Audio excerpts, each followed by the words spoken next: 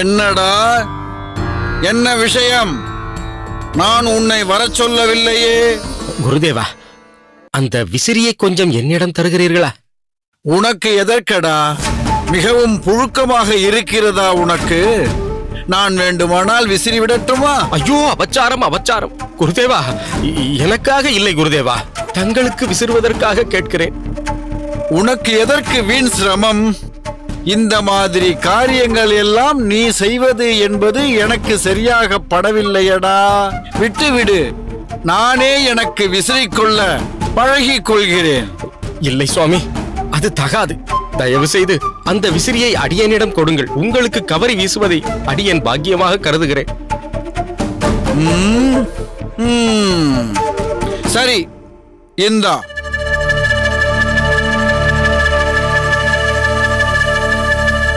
சுவாமி, இன்னும் என்ன? அது ஒன்றுமில்லை. தாங்கள் முகம் கொடுத்து பேசாதது எனக்கு பெரும் வருத்தத்தை அளிக்கிறது குருதேவா. எதுவாக இருந்தாலும் சரி, 4 வசவு விசை பாடி விடுங்கள். இல்லை, பளேர் என்று ஒரு அடியேன் கன்னத்தில் அடித்து விடுங்கள். அப்படி செய்யாமல் எதையோ தவறாக மனதில் வைத்துக்கொண்டு ஏதேதோ பேசிவிட்டீர்களே. வழக்கமாக என்னிடம் கொடுத்து வைக்கும் பொற்காசு பொதிகளையும் திடுதுப்பென்று கோவிந்தனிடம் கொடுத்து விட்டீர்களே குருதேவா. என்னை ஒதுக்கி விட்டீர்களே. பிறகு வேறென்ன செய்வது? நீ தொகையை ஒதுக்காமல் இருந்தால் நானும் உன்னை ஒதுக்கி வைக்காமல் இருந்திருப்பேன். ஐயோ குருதேவா, நான் ஒன்றும் அப்படியெல்லாம் இல்லை. போதும் போதும், ரொம்பவும் உன்னை சாமர்த்தியசாலியாக காட்டிக்கொள்ளாதே. பல வேதாந்த விஷயங்களுக்கு என் சாமர்த்தியத்தால் பலபடியாக விளக்கங்களை கூறி நிலைகுலைய செய்து விடுவேன். என்னையே நிலைகுலைய செய்யலாம் என்று பார்க்கிறாயா? நான் யார்? யாதவ பிரகாசன். இந்த உலகத்தில் எந்த மூலை முடுக்கில் சந்து பொந்தில் எது நடந்தாலும் இந்த யாதவ பிரகாசனின் கவனத்திற்கு வந்துவிடும். என்னை ஏமாற்ற வழி தேடி கண்டுபிடிக்க பார்க்கிறாயா?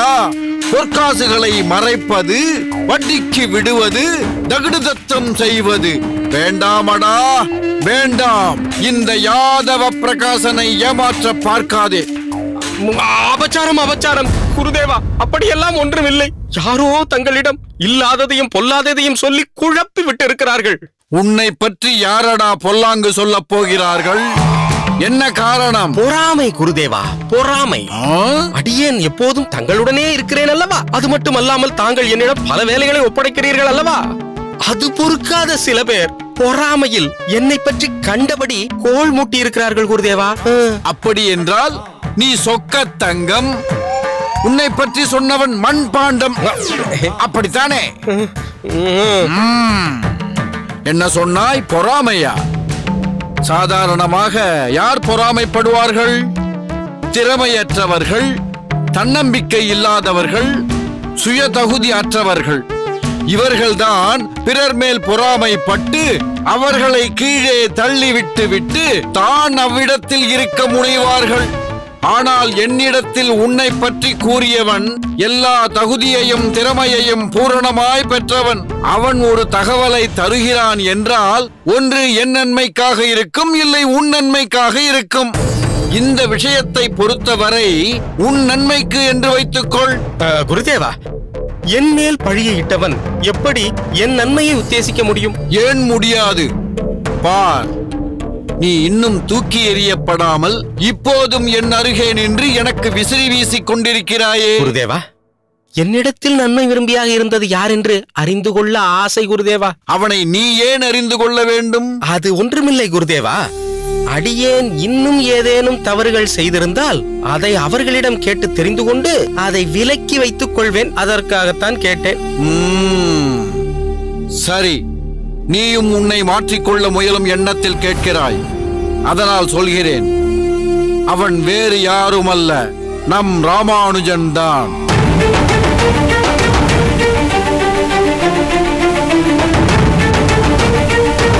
ராமானுஜனா? என்னடா ராமானுஜனா என்று கேட்டுவிட்டு முகத்தை சுருக்கி கொள்கிறாய்? ராமானுஜரா என்று கேட்டேன்.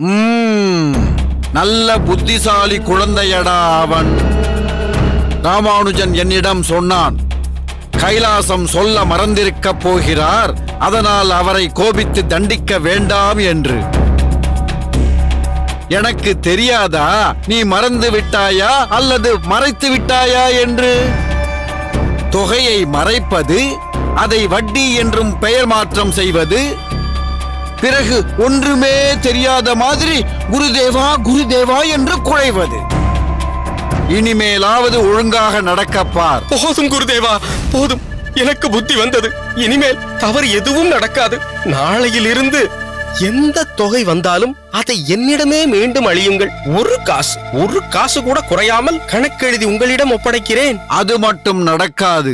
நீ தீயில் இறங்கி சத்தியம் செய்தாலும் நான் நம்ப மாட்டேன்.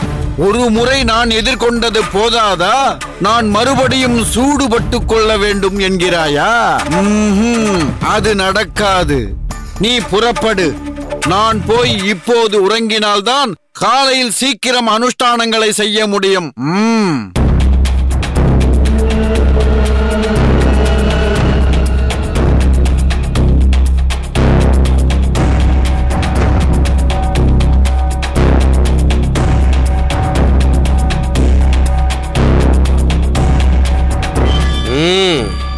இப்போது வீராப்பாக செல்லுங்கள்.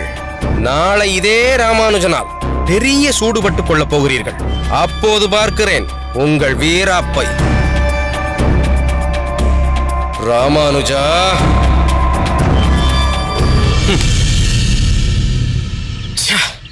அவமானம்.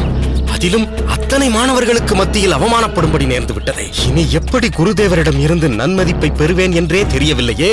கரைபடிந்த கையால் நான் விசிறி வீசுவது தன்மேல் நெருப்பு கனலை அள்ளி வீசுவது போல் என்று சொல்லிவிட்டாரே குருநாதர். இந்த விசிறியால் எத்தனை முறை என் குருநாதருக்கு கவரி வீசி இருப்பேன். ஐயோ, அவமானமாய் போய்விட்டதே. கைலாசம், குருதேவா,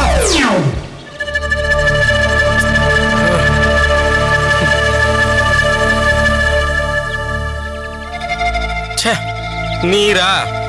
முதலில் நீ புலம்புவதை நிறுத்தப்பா. ஏதோ அபாண்டமாக பழி வந்ததை போலல்லவா புலம்புகிறாய்? என்ன, எரிகிற நெருப்பில் எண்ணெயை ஊற்றுகிறீரோ? நான் அப்படியெல்லாம் செய்யவில்லையப்பா. ஆனால் நீ செய்தது தவறுதான். என்ன பெரிய தவறு செய்து விட்டேன்? ஊரில் யாரும் செய்யாத தவறையா செய்து விட்டேன்? ஏன் நீர் தவறு செய்யவில்லையோ? நான் என்ன தவறு செய்தேன்? இருந்தாலும் உன் அளவிற்கு நான் ஒன்றும் தவறு செய்யவில்லை. ஒரே மாதிரி செய்தால்தான் தவறு என்று இல்லை. வேறு மாதிரி செய்தாலும் தவறுதான். ஏன் நம் குருநாதர் தவறு செய்யவில்லையா? என்னப்பா இது? குருநாதரையே வம்புக்கு இழுக்கிறாய். பிறகு சாஸ்திரத்திற்கு தவறான அர்த்தங்களை நம் குருநாதர் போதிக்கவில்லையா?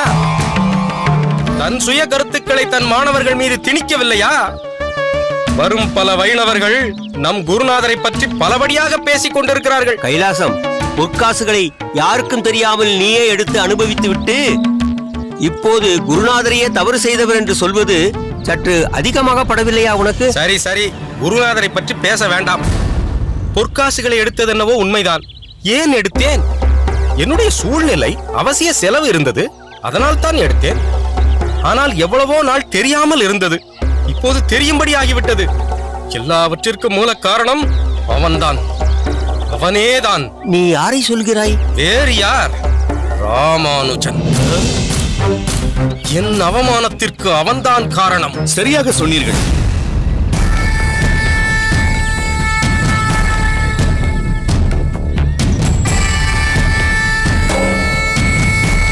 நேற்றைக்கு வந்தவன் அவன் நம்மை பதம் பார்க்கிறான்.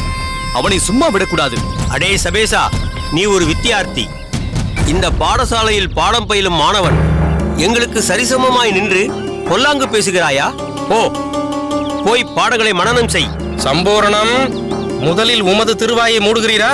சபேசன் என்ன தவறாக சொல்லிவிட்டான்? அவனும் என்னை போல் பாதிக்கப்பட்டவன் தான். அவன் கேட்டதில் தவறு ஒன்றும் இல்லையே. அவன் அன்று என்னிடம் வாக்குவாதம் செய்த போதே நீங்கள் யாராவது அவனை தட்டி கேட்டிருக்க வேண்டும். செய்யவில்லையே. அன்று நான் பாதிக்கப்பட்டேன், இன்று நீங்கள், நாளை நீங்கள். ஏன்? ஒரு நாள் அவன் நம் குருநாதரையே வம்புக்கு இழுப்பான். ராமானுஜன் சாதாரண ஆசாமி இல்லை. ஒரு நாள் குருநாதரிடமே குற்றத்தை கண்டுபிடித்து அவர் ஆசனத்திலேயே இவன் அமர முயற்சிப்பான். சரியாகத்தான் கணிக்கிறாய் சபேசா. அவன் செய்யக்கூடியவன் தான். ஆனால் அதற்கு முன் நாம் முந்திக் கொள்ள வேண்டும். நாம் கொடுக்கும் பதிலடியில் அவன் தலை நிமிரவே கூடாது. அப்பா கைலாசம், அப்படி விபரீதமாக எதுவும் யோசித்து விடாதே. தயவு செய்து நான் சொல்வதை கேள். ராமானுஜன் ஒரு உத்தமமான மாணவன். அவன் தந்தை சோமியாஜி எனக்கு மிகவும் வேண்டப்பட்டவர். அப்படியானால் நான் உமக்கு வேண்டாதவனாகிவிட்டேனா? நான் அப்படி சொல்லவே இல்லை அப்பா. அப்படியானால் நீரும் எங்களுடன் கூட்டு சேர்ந்து கொள்ளும். ஐயோ, என்னை அப்படியெல்லாம் இழுத்து விடாதே அப்பா. இதுதான் உன் முடிவா? ஆம். அப்படியானால் உமக்கு வட்டிக்கு கொடுத்தேனே காசு, அதை அசலும் வட்டியுமாக உடனே வந்து கொடுத்து விடும். அது கைலாசம். என்ன அதிர்ச்சி? என்னப்பா இது? திடீரென பேச்சை வேறு பக்கம் திருப்பி விட்டாய். திடீரென்று அவ்வளவு கடந்தொகைக்கு நான் எங்கே போவேன்? அப்படி என்றால் வாயை பொத்திக் கொண்டு சும்மா இரும். பாடம் நடத்த மட்டும் வாயை திறந்தால் போதும். போஜனம் செய்யவும் கொஞ்சம் கருணை காட்டப்பா. இந்த குதர்க்க பேச்சுக்கு குறைச்சல் ஒன்றும் இல்லை. சபேசா, ராமானுஜனை இந்த பாடசாலையை விட்டு விரட்டியாக வேண்டும். அதுவும் உடனே நடந்தாக வேண்டும். நிச்சயம் நடக்கும். அலசி ஆராய்ந்து ஒரு சிறந்த வழியை தேடி கண்டுபிடிக்கிறேன். சபேசா, நான் உன் ஆசான். அதை பற்றி கவலைப்படாமல் என் எதிரிலே நின்று கொண்டு இப்படி பேசுகிறாய். குருவுக்கு கொடுக்கும் மரியாதை இதுதானா?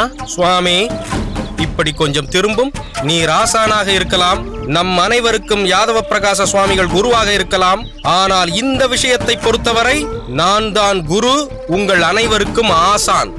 சபேசா, இவர் மிகவும் வருத்தப்படுகிறார். வா, அப்படி சென்று பேசுவோம்.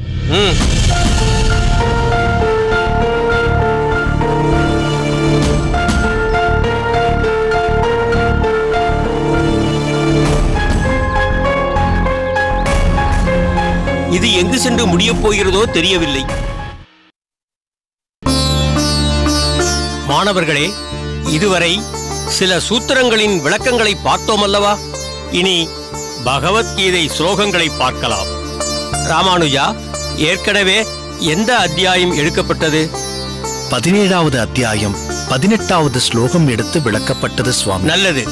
சரி, இப்போது நாம் கற்று உணர வேண்டியது அதற்கு அடுத்த 19வது ஸ்லோகமான மூடகிராகே நாத்மனோ என்று தொடங்கும் ஸ்லோகத்தில் அறிவற்ற முறையில் செய்யப்படும் தவங்களும் விரதங்களும் தமோகுணத்தில் இருப்பவையாக கருதப்படுகின்றன. சுவாமி, அறிவற்ற முறையில் தவங்கள் செய்யப்படுமா? தாங்கள் சொல்வது வினோதமாக இருக்கிறதே. தவம் செய்பவர்கள் தகுந்த முறையில் தகுந்த குரு உபதேசப்படி செய்வதில்லையா? தகுந்த குரு உபதேசித்தபடிதான் தவம் இயற்றவே ஆரம்பிப்பார்கள். இருந்தாலும் தவத்தின் நோக்கம் முக்கியமல்லவா? ராமானுஜா, இதை தக்க உதாரணம் மூலம் அவர்களுக்கு எடுத்துச் சொல். தங்களின் விருப்பப்படியே சுவாமி. புராண கதைகளின்படி சில அசுரர்கள் பிறரை இம்சிக்க வேண்டி பல கோர தவங்களை மேற்கொள்வர். அதன் மூலம் கிடைக்கும் சக்திகளை தவறான வழிகளில் உபயோகிப்பர். இதைத்தான் தாமச குணத்தில், அதாவது அறியாமை குணத்தில் இருப்பதாக கண்ணன் குறிப்பிடுகிறார். சரியாக சொன்னாய் ராமானுஜா. இப்போது உங்களுக்கெல்லாம் விளங்கிற்றா? விளங்கியது சுவாமி. சரி, தவத்தை பற்றி பார்த்தோம் அல்லவா? அடுத்த ஸ்லோகத்திலிருந்து கண்ணன் தானத்தை பற்றி குறிப்பிடுகிறார். இப்பொழுது 17வது அத்தியாயம் 20வது ஸ்லோகம். தாதவ்யம் இதி யத்தானாம் தீயதே உபகாரினே தேசகாலே ச பாத்ரே ச தத்தானம் சாத்விகம் ஸ்மிருதம். நான் மீண்டும் ஒரு முறை அந்த ஸ்லோகத்தை சொல்கிறேன். தாதவ்யம் இதி யத்தானாம் தீயதே உபகாரினே தேசகாலே ச பாத்ரே ச தத்தானம் சாத்விகம் ஸ்மிருதம். ராமானுஜா, எங்கே அதனுடைய அர்த்தத்தை சொல் பார்ப்போம். உத்தரவு சுவாமி. தாதவ்யம் இதியத்தானாம் தீயத்தே அனூபகாரிணி.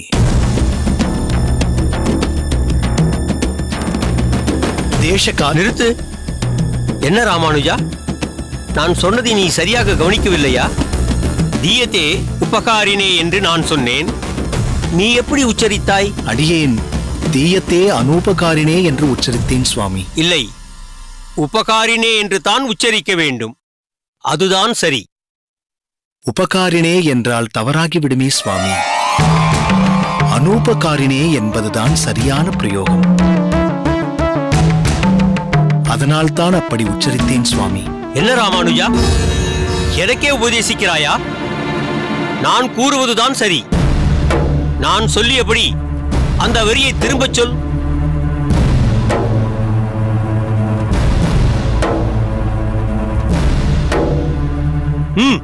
ஏன் மௌனம்? நான் சொல்லிய அந்த வரிகளை திரும்ப உச்சாரணம் செய்.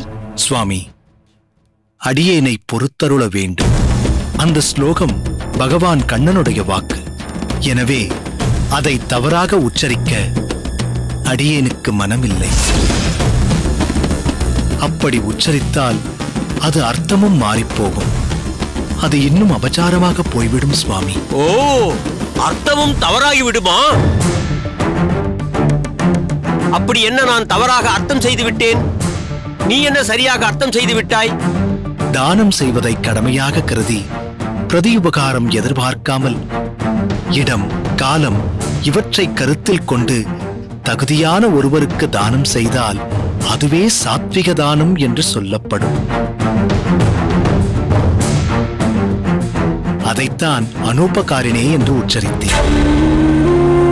தாங்கள் உச்சரித்தபடி உபகாரினே என்று சொன்னால் ஒருவர் தானம் செய்யும் போது பிரதி உபகாரம் எதிர்பார்த்து செய்யும் தானம் என்று பொருளாகிவிடும் சுவாமி. அப்படி செய்தால் அது சாத்வீக தானமாக இருக்காது. மேலும் தாங்கள் உச்சரித்த வாக்கியத்தின்படி உள்ள கருத்தைத்தான் பகவான் அடுத்த ஸ்லோகத்தில் ராஜச தானமாக தெரிவிக்கிறார். நீ சொல்வதை என்னால் ஏற்றுக்கொள்ளவே முடியாது. உபகாரினே என்று நான் உச்சரித்ததுதான் சரி. ஏற்க மறுத்தால் இங்கிருந்து உடனே சென்று விடு. இல்லை, நீர் சொல்வதுதான் தவறு.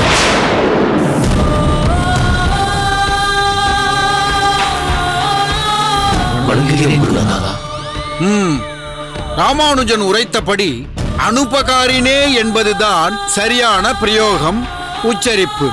ராமானுஜன் வெளியேற அவசியமில்லை. என்ன சம்பூர்ணம், ஏதாவது குழப்பத்தில் இருக்கிறீரா? ஏன் இப்படி தவறாக உளறி கொட்டுகிறீர்? இதுபோல் வேறு எங்காவது போய் சொல்லி தொலைக்காதேயும். உம்மோடு சேர்த்து என் மானமும் போய்விடும். மாணவர்களே, ராமானுஜன் உச்சரித்ததுதான் சரி. புரிகிறதா? புரிந்தது.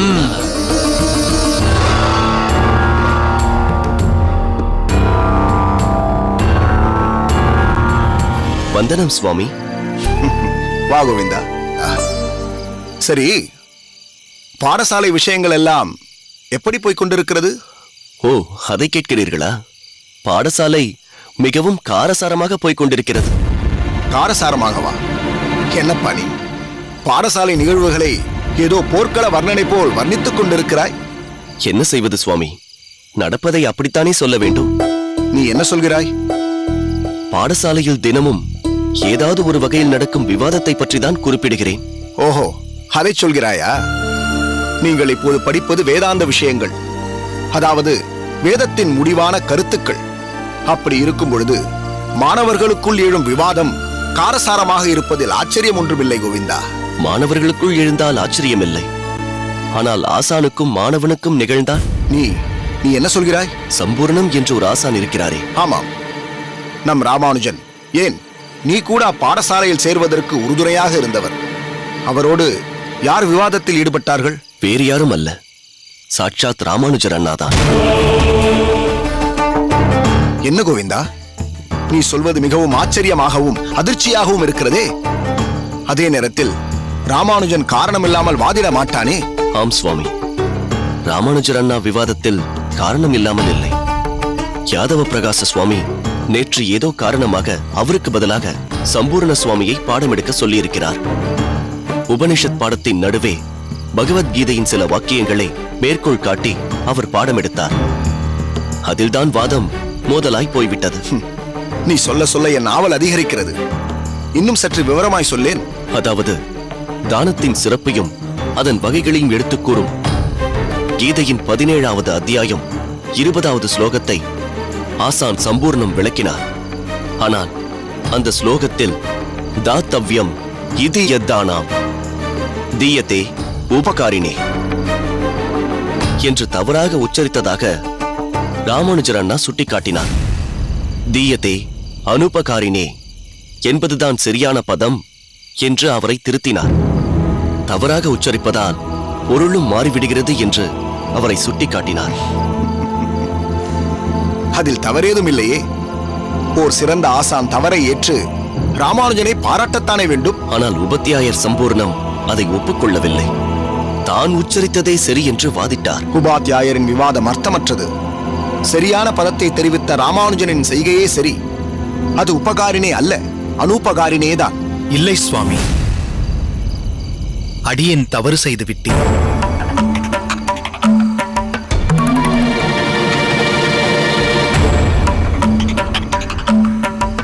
நீ என்ன சொல்கிறாய் ராமானுஜா?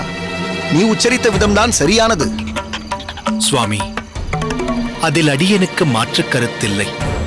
அதே சமயத்தில் ஒரு ஆசானை அனைவருக்கும் எதிரில், அதுவும் மாணவர்களுக்கு எதிரில் மறுத்தும் திருத்தியும் கூறியிருக்க வேண்டாமோ என்று தோன்றுகிறது. அவசரப்பட்டு விட்டேனோ என்று மனம் சஞ்சலிக்கிறது. குறுக்கிடுவதற்கு மன்னிக்க வேண்டும் அண்ணா. தாங்கள் உடனடியாக எதுவும் மறுத்து பேசவில்லை, அவசரமும் படவில்லை. உபத்தியாயர் தங்களை திரும்ப திரும்ப விளக்கம் கொடுக்கச் சொல்லி வாதிட்டதால் தானே தாங்கள் விளக்கம் கொடுத்தீர்கள்.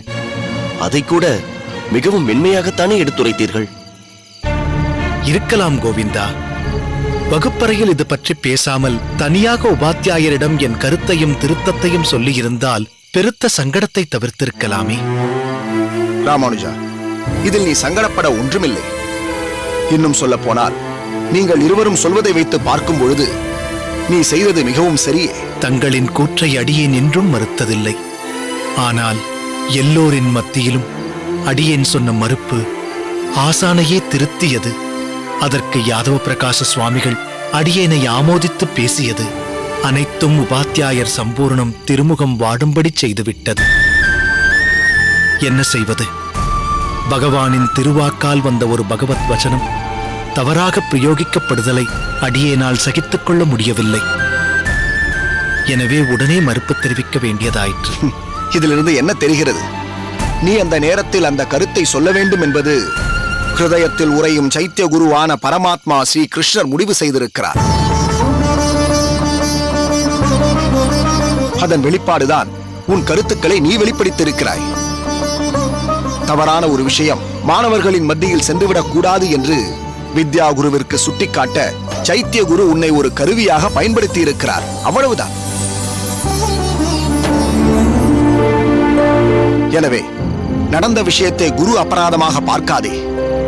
நீ தடுக்காமல் இருந்திருந்தால்தான் அது பெரிய அபராதமாக, பகவத் அபராதமாக ஆகியிருக்கும்.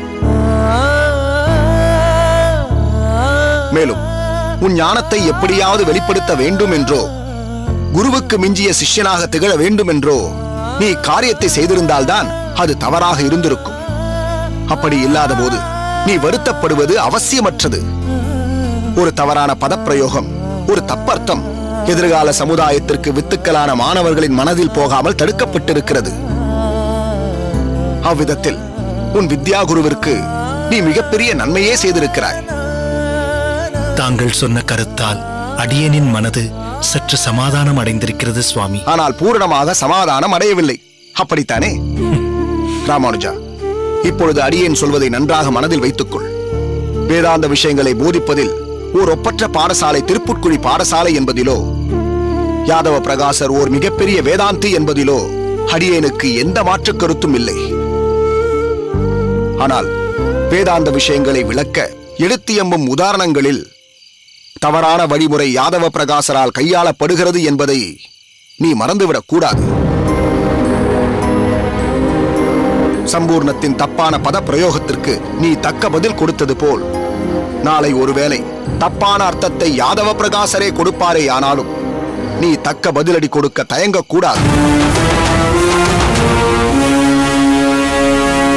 ஆம் ராமானுஜா, ஓர் சாமானியனாக நீ அந்த பாடசாலையில் வீற்றிருப்பதற்காக அடியேன் அன்று அப்படி ஒரு முயற்சியை மேற்கொள்ளவில்லை. உன்னால் பல களப்பயிர்கள் நற்பயிர்களுக்கு இடையே இருந்து நீக்கப்பட வேண்டும். அதாவது தவறான அர்த்தங்கள் வேதாந்த விளக்கங்களில் நடப்பட்டு இருக்கிறது. அதை வேரோடு பிடுங்கி எறிந்து தகுந்த விளக்கங்கள், தகுந்த உதாரணங்கள் மூலம் உன்னால் ஆழ்ந்து ஊன்றப்பட வேண்டும். அதனால் சம்பிரதாயம் தழைத்தோங்க வேண்டும். சமுதாயத்தில் உள்ள அனைத்து தரப்பு மக்களும் தெளிவான ஒரு பாதையை தேர்ந்தெடுக்க நீ ஒரு வழிகாட்டியாய் திகழ வேண்டும். சனாதன தர்மம் வலியுறுத்தும் சமத்துவமான நிலைப்பாடு நம் சம்பிரதாயத்தில் வலியுறுத்தப்பட வேண்டும். சமூகத்தில் குழப்பமற்ற நிலை ஏற்பட வேண்டும். அதற்கு முதலில் நீ குழப்பமற்ற, குற்றமற்ற மனோநிலையை அடைய வேண்டும்.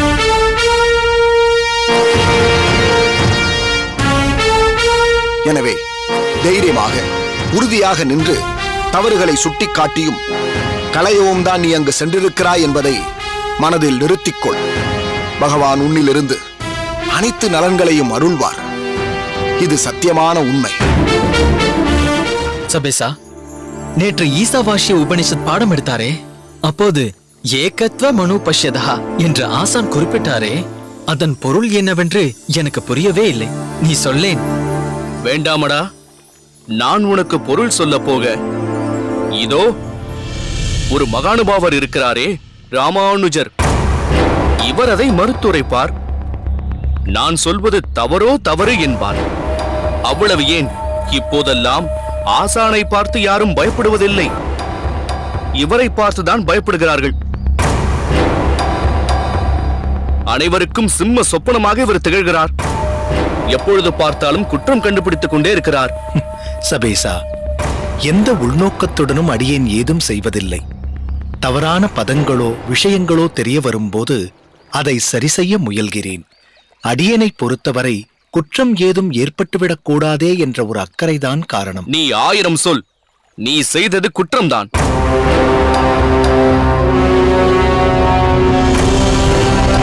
சபேசா, உபாத்தியாயர் வருகிறார்.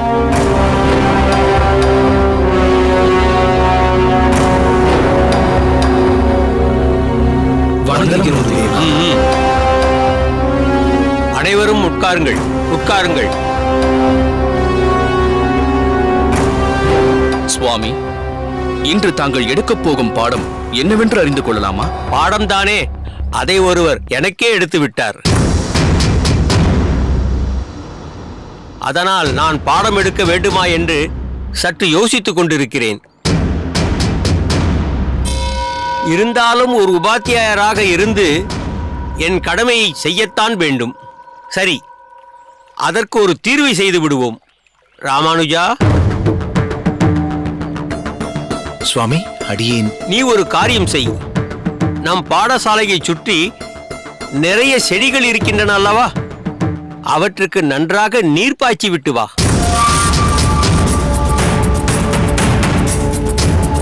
காட்டுச் செடிகள் ஏதாவது இருந்தால் அதையும் களைந்து எறிந்து சீர் செய்து விடு.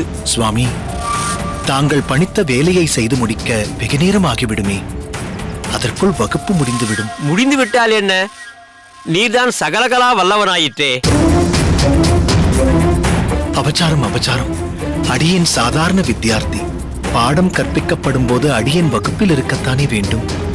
எதற்கு? எரியும் நெருப்பில் எண்ணெயை விடுவதற்கா? நீ வித்தியார்த்தி, மாணவன். அதெல்லாம் கடந்த காலம். இப்பொழுது நீ ஆசான். சுவாமி, இரு, நான் இன்னும் முடிக்கவில்லை அப்பா. நீ ஒன்றும் மாணவன் என்ற நிலையிலெல்லாம் இல்லை, ஆசானுக்கே ஆசானாகிவிட்டாய். அப்படி சொல்வதுதான் பொருத்தமாக இருக்கும். சுவாமி, பொறுத்தருள வேண்டும். அப்படி ஒருபோதும் அடியேன் நினைத்ததில்லை. பிறரை குறை சொல்ல வேண்டும் என்ற எண்ணமும் அடியேனுக்கு இல்லை. அப்படியென்றால் அன்று வகுப்பில் நடந்தது?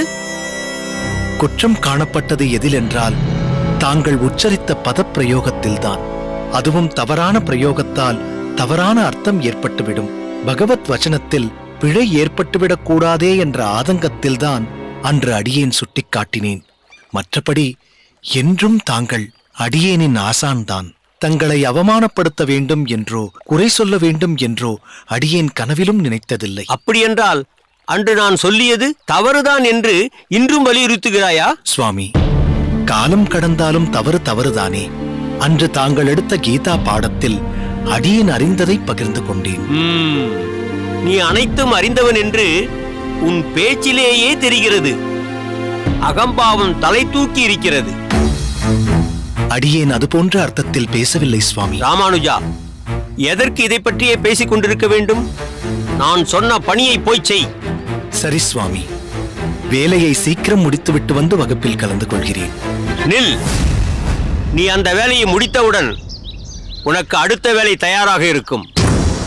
அப்படி என்றால் அடியேன் எப்போது பாடங்களை பயில்வது சுவாமி? அது எப்பொழுதும் இல்லை.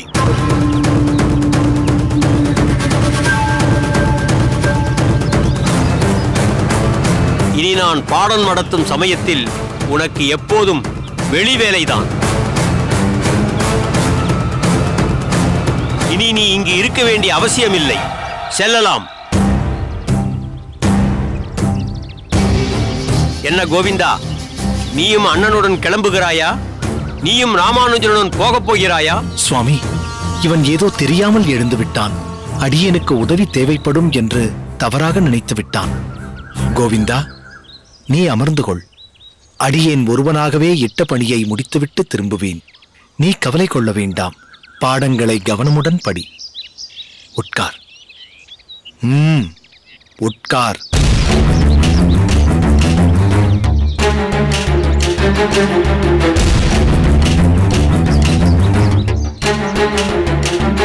சுவாமி, அடியேன் சென்று எனக்கு இட்ட பணியை முடித்து திரும்புகிறேன்.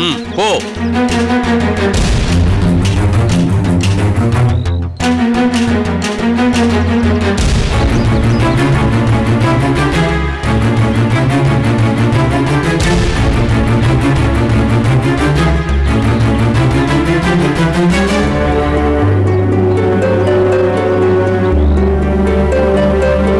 ராமானுஜா. சுவாமி, வந்தனம் சுவாமி. என்ன தத்துவ ஆராய்ச்சியில் ஈடுபட்டிருக்கிறாயா? இல்லை சுவாமி, இன்று நடந்த பாடங்களின் குறிப்புகளைத்தான் படித்துக் கொண்டிருக்கிறேன். இது என்ன ராமானுஜா, புதிதாக ஏதோ சொல்கிறாய்? அன்றைய பாடத்தை நடத்தும் போதே மனனம் செய்து விடுவாயே. திரும்பவும் இங்கு வந்த பிறகு மீண்டும் அதே பாடத்தை இதுபோன்று நீ விசாரம் செய்து அடியேன் பார்த்ததில்லையே. பாடங்களை நடத்தும் போது வகுப்பறையில் இருக்கும் சமயத்தில் கூடியவரை மனனம் செய்து விடுவேன். அப்படியென்றால் பாடங்கள் நடக்கும் வேளையில் நீ வகுப்பறையில் இருக்கவில்லையா? ஆம் சுவாமி. ஏன், வேற ஏதாவது பணி செய்ய வேண்டியிருந்ததா?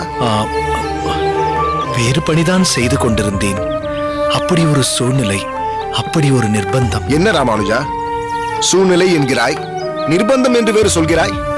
அடியேனுக்கு ஒன்றும் விளங்கவில்லையே. அடியேன் சொல்கிறேன் சுவாமி.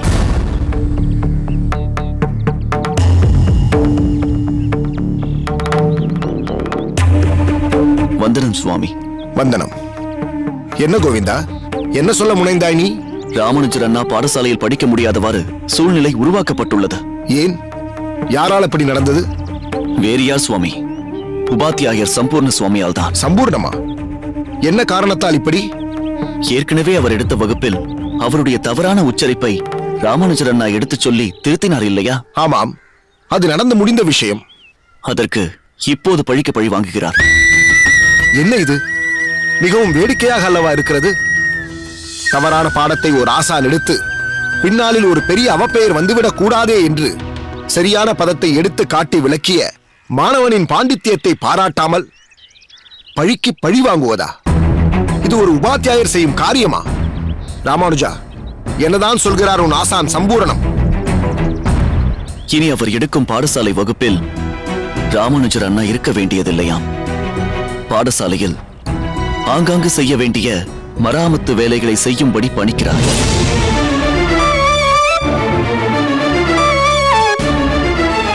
அண்ணாவை நீதான் அனைத்தும் தெரிந்த அதிமேதாவியாயிற்றே. எனவே என்னிடம் பாடம் பயின்று ஒன்றும் ஆகப் போவதில்லை. பாடசாலை வளாகத்தில் அல்லது குருநாதர் யாதவ பிரகாசர் இருப்பிடத்தில் ஆற்ற வேண்டிய சேவைகள் என்னவோ அதை கவனித்தால் போதும் என்று தீர்மானமாக பேசிவிட்டார். கோவிந்தா, என்னப்பா சொல்கிறாய் நீ? இப்படியெல்லாம் கூட நடக்குமா? ஒரு ஆசான் ஒரு மாணாக்கனின் வித்தைக்கு தடையாக இருப்பாரா? என்ன ராமானுஜா, அவர் சொன்னார் என்பதற்காக நீயும் உடன்பட்டு உன் கல்விக்கு தடை போட்டுக் கொள்ளலாமா? அடியேனுக்கு சம்பூர்ணம் சுவாமி நடந்து கொள்ளும் விதத்தில் சற்றும் உடன்பாடில்லை சுவாமி. நானும் வகுப்பிலிருந்து எழுந்து அண்ணாவுடன் செல்ல முற்பட்டேன். ஆனால் அண்ணா என்னை தடுத்து வகுப்பிலேயே அமரும்படி பணித்து விட்டார். கேட்பதற்கே மிகவும் சங்கடமாக இருக்கிறது. சுவாமி, ராமானுஜர் அண்ணா திருப்புட்குழி பாடசாலையில் கல்வி பயிர்கிறார் என்ற ஒரே காரணத்தினால்தான் அடியேன் ஓடோடி வந்து அந்த பாடசாலையில் சேர்ந்தேன். அண்ணா இனி அங்கு நடக்கும் வகுப்பில் பங்கேற்க முடியாத நிலை என்றால் எனக்கும் அவ்வகுப்பில் இருக்க விருப்பமில்லை. இனி அடியேனும் உபாத்தியாயர் சம்பூர்ணம் சுவாமி நடத்தும் வகுப்பறைக்கு செல்ல மாட்டேன். கோவிந்தா, உன் முடிவு மிகவும் தவறானது. அடியேனுக்கு அதில் கிஞ்சித்தும் உடன்பாடில்லை. ஒரு விதத்தில் நீ செய்வது கல்விக்கு அவமரியாதை செய்வது போல் ஆகிவிடும். ஆம் கோவிந்தா, ராமானுஜன் சொல்வது மிகவும் சரி. இவ்விஷயத்தில் நீ எடுக்கும் முடிவு அவசரமானது. இது பல சிக்கல்களை ஏற்படுத்தக்கூடியது. ராமானுஜா, அதே சமயத்தில் உன்னுடைய இன்றைய நிலை தொடர்ந்து நீடிப்பது நல்லதல்ல. இந்த சூழ்நிலையிலிருந்து நீ சீக்கிரம் வெளிவந்து ஆக வேண்டும். உன் விஷயத்தில் இப்படி ஒரு நிர்பந்தத்தை ஏற்படுத்தி தனக்குத்தானே பழி தேடிக் கொள்கிறார் அந்த சம்பூர்ணம். உத்தமமானவனான நீ நாளை உலகம் போற்றும் பேரும் புகழும் அடையும் போது தான் ராமானுஜனின் ஆசான் என்று பெருமையாய் கூறிக்கொள்ளும் தகுதியை இழக்கப் போகிறார் அந்த சம்பூர்ணம்.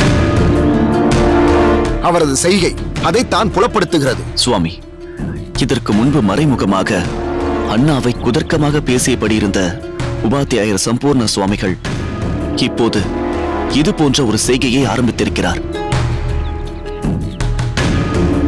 ஒரு ஆசான் எப்படி இருக்க வேண்டும் என்று தன்னை காண்பித்துக் கொள்ளாமல் மாணவன் இப்படித்தான் இருக்க வேண்டும் என்று ஏதேதோ கூறி ராமானுஜர் அண்ணா சொன்னதை குற்றமாக பார்க்கிறார் சுவாமி.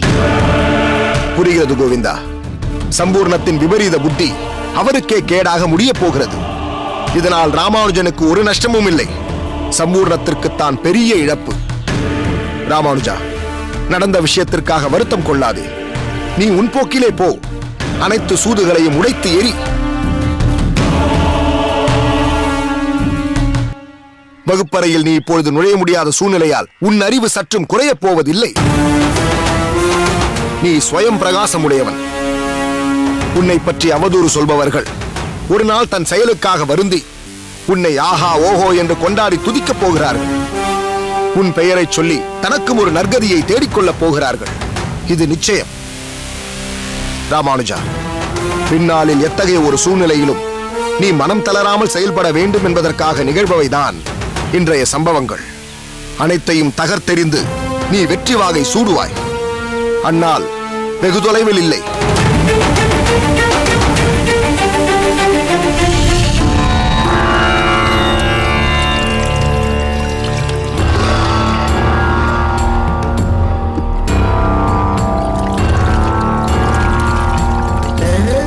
ராமானுஜா, வந்தனம் குருதேவா.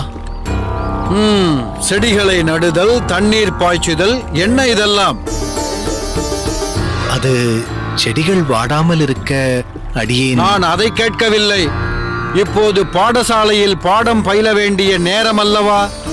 அதை செய்யாமல் இங்கு ஏன் நேரத்தை வீணடித்துக் கொண்டிருக்கிறாய்? அதிலும் உத்தமமான மாணவன் நீ வகுப்பை புறக்கணிக்கலாமா? அபச்சாரம் சுவாமி. அடியேன் வகுப்பறைக்கு சென்று விட்டுத்தான் இங்கு வந்தேன். ஏன் வகுப்புகள் நடக்கவில்லையா? சம்பூர்ணம் வரவில்லையா? அவர் வந்துவிட்டார் சுவாமி. பாடமும் எடுத்துக் கொண்டிருக்கிறார். பின்னர் நீ ஏன் இங்கு வந்து இந்த பணியை செய்து கொண்டிருக்கிறாய்? பதில் சொல். நீயே பாடத்தை உதாசீனப்படுத்தலாமா? இல்லை சுவாமி, அடியேன் உதாசீனப்படுத்தவில்லை. அப்படி என்றால் அந்த சம்பூர்ணம் உன்னை உதாசீனப்படுத்தினாரா?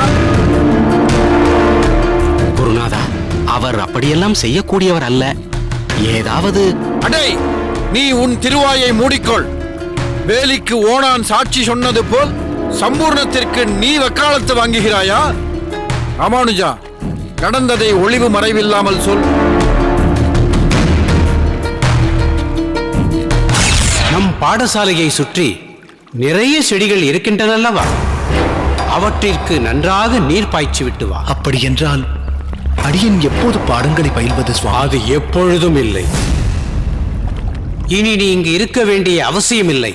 போகலாம்.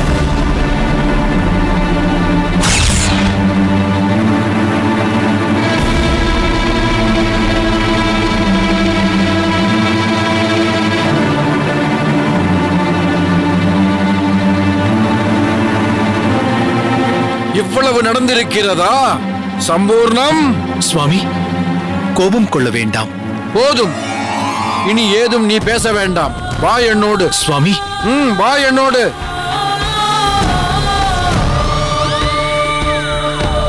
உத்தரேத் ஆத்மனாத்மானம் உத்தரேதாத்மனாத்மானம் நாத்மானமமசாதயேத் நாத்மானமமசாதயேத் ஆத்மைவ ஆத்மனோ ஆத்மைவ ஆத்மனோ பந்துராத்மைவ ரிபுராத்மனः பந்துராத்மைவ ரிபுராத்மனः.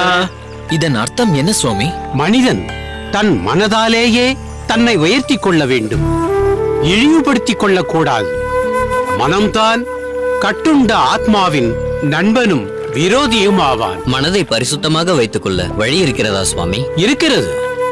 முக்கியமாக 2 வழிகளில் ஒருவன் தன் மனதை புனிதப்படுத்திக் கொள்ளலாம். ஒன்று தன் குறைகளை நீக்கிக் கொள்வது, இன்னொன்று நல்ல குணங்களை ஏற்பது. நல்ல குணங்கள் என்றால் குறிப்பாக எதை சொல்லலாம் சுவாமி? குறிப்பாக 8 ஆத்ம குணங்களை சொல்லலாம். அவை தயை, அதாவது எல்லா உயிரையும் தன் உயிர் போல் கருதி அன்பு செலுத்துதல். ஷமா, அதாவது பிற செய்த தீங்கை பொறுத்துக் கொள்ளுதல். அனசூயாஹா, அதாவது பொறாமை, தேசம் இல்லாமல் இருப்பது. உம்மை போல இல்லை.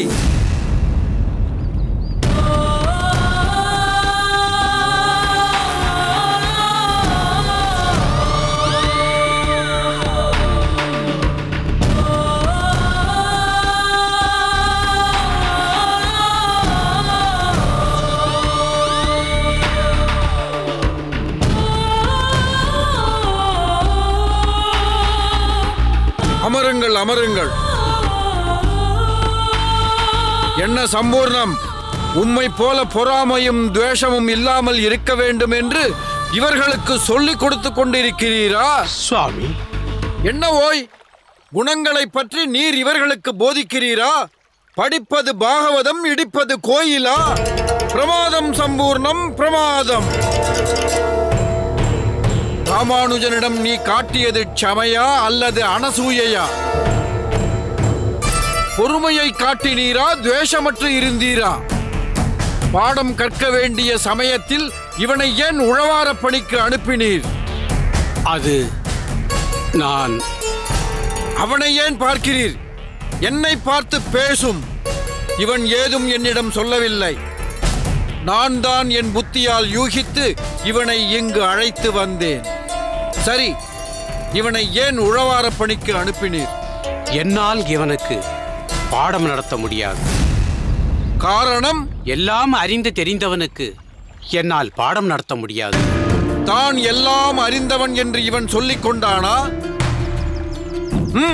இவன் சொன்னானா? சொல்லும் சம்பூர்ணம், சொல்லும். இப்போது புரிந்துவிட்டது.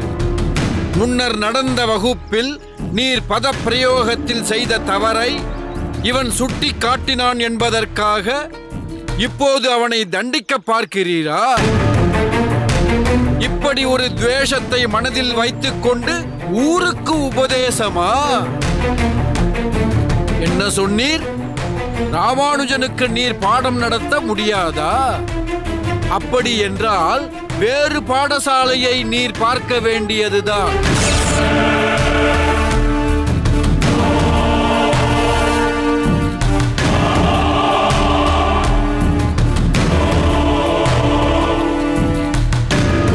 நீர் என் பாடசாலையில் உபாத்தியாயராக இருப்பது முக்கியமல்ல. ராமானுஜன் இங்கு வித்தியார்த்தியாக இருப்பதுதான் முக்கியம்.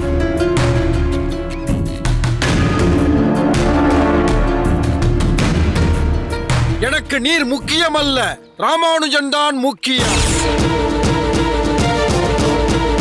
இப்போது என்ன சொல்கிறீர்?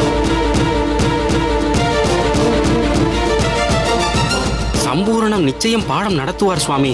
இன்று ஏதோ மனதில் கொஞ்சம் தடுமாற்றம், அவ்வளவுதான். இல்லையா சம்பூரணம்? ஆமாம் என்றுதான் சொல்லி தொலையுமே. குருதேவா, நாளை வந்து பாடம் நடத்துவார். சம்பூர்ணம், நீர் இன்று செல்லும். நாளை நல்ல மனநிலையில் உள்ளபோது பாடம் நடத்தினால் போதும். ராமானுஜா, நீ போய் உன் இடத்தில் உட்கார். சம்பூர்ணம், நீர் இன்று சென்று நாளை வாரும்.